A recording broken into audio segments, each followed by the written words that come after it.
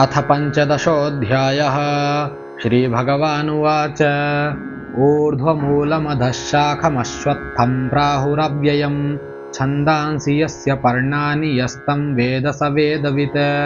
अधश्चोर्ध्वं प्रसितास्तस्य शाखा गुणप्रवृद्धा विषयप्रवालाः अधश्च मूलान्यनुसन्ततानि कर्मानुबन्धीनि मनुष्यलोके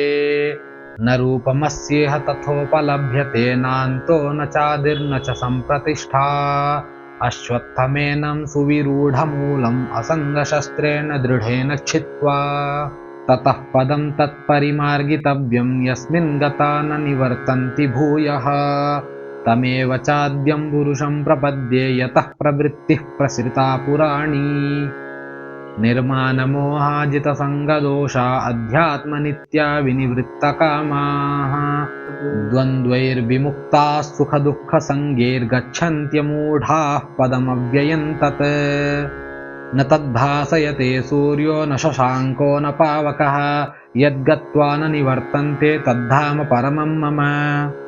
ममैवांशो जीवलोके जीवभूतः सनातनः मनःषष्ठानीन्द्रियाणि प्रकृतिस्थानि कर्षति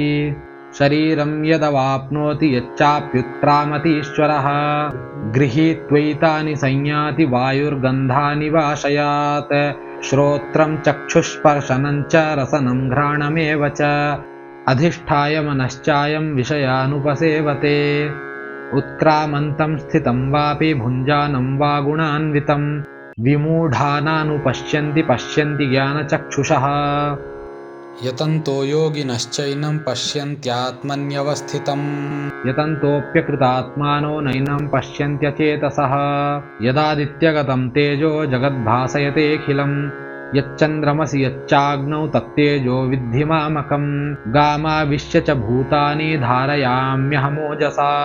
पुष्णामि चौषधीः सर्वाः सोमो भूत्वा रसात्मकः अहं वैश्वानरो भूत्वा प्राणिनां देहमाश्रितः